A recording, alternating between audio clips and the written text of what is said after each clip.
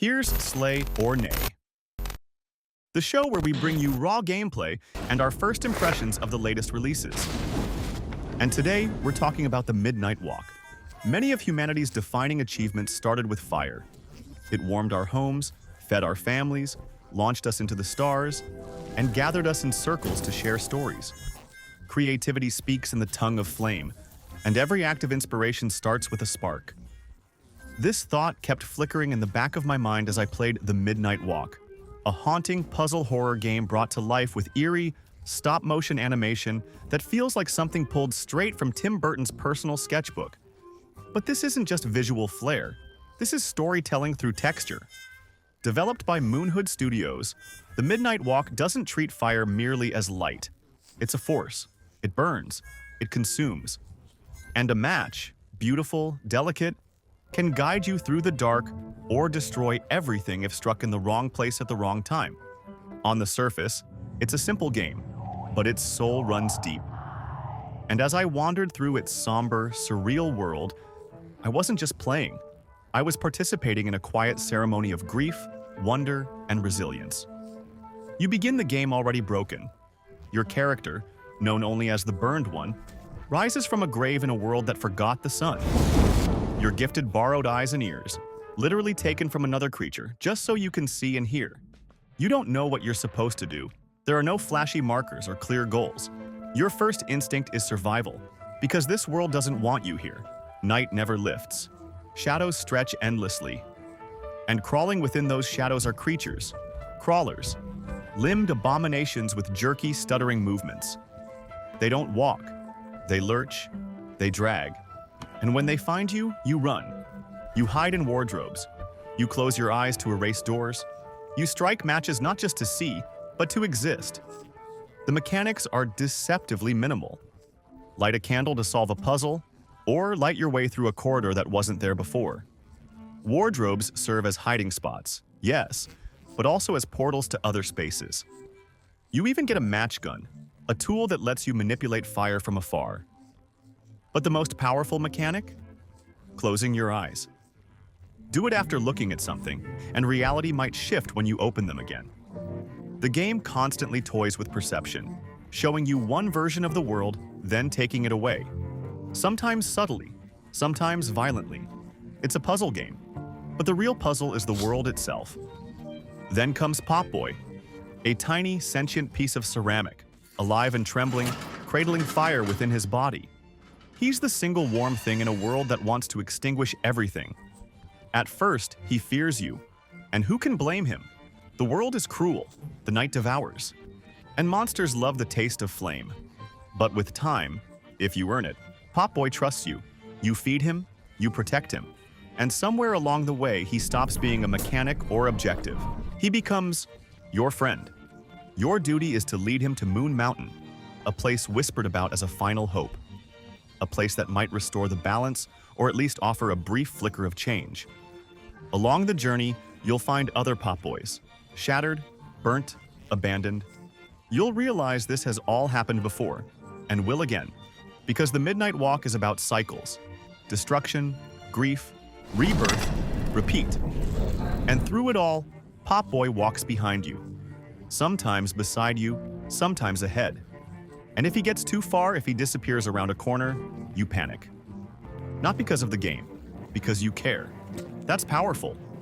When you tell him to light something or wait, he obeys. Not like a robot, but like a friend who believes in you. He looks back sometimes, just to check. Are you still there? And when he does, you want to be worthy of that look. It's storytelling not through dialogue, but through behavior, through glances. The game refuses to hold your hand. Characters don't explain lore to you. They speak as if they've been living this nightmare for ages. Conversations feel lived in, not scripted.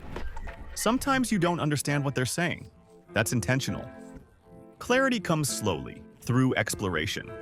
Through shell-like phones scattered across the world, each containing a memory, a whisper, a clue. You don't always know who's speaking. You have to figure it out. You listen, not just to advance, but to understand. And when you do understand, it's devastating. The dark waited for fire, but the maker only knew how to take. That line broke something in me. Every creature you meet is sculpted from real-world clay, not rendered, built by hand. You can see fingerprints, tool marks, cracks in the glaze. Then they're scanned, brought to life with stop-motion techniques, and embedded in the game. It's messy, imperfect, raw. And that's what makes it so unforgettable. You'll meet fire-worshipping prophets with two heads, a soul fisher older than memory, who shares riddles beside every fire you build, a walking house named Howie that follows you like a loyal pet, carrying every item, every artifact you find, a gentle, lumbering reminder that there's still refuge, however fragile.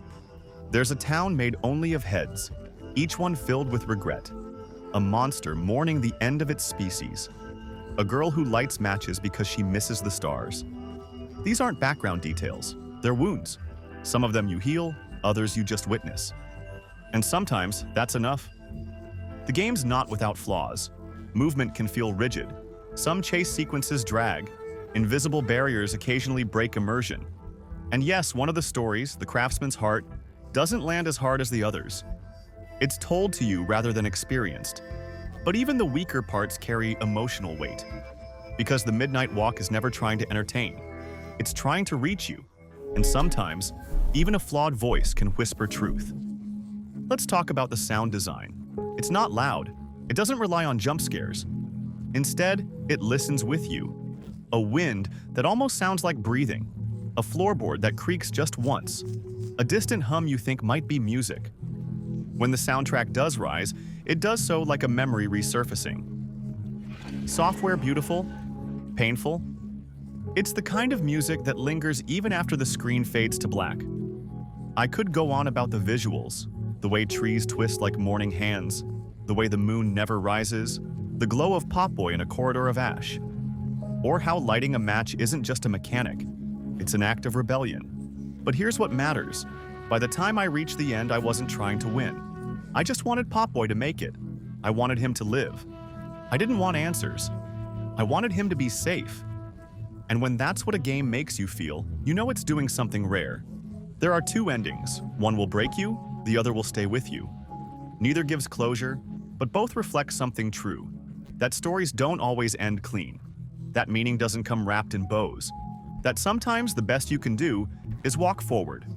So, slay or nay? This one doesn't just slay. It burns slow. It flickers soft. It hurts beautifully. It's not about collecting trophies or ticking boxes. It's about walking into the dark and hoping someone walks with you. Popboy did. And I did too. If this resonated with you, subscribe, like, share it with someone who needs a game that makes them feel. This is Slay or Nay, and the Midnight Walk. It walks beside you, long after the credits roll.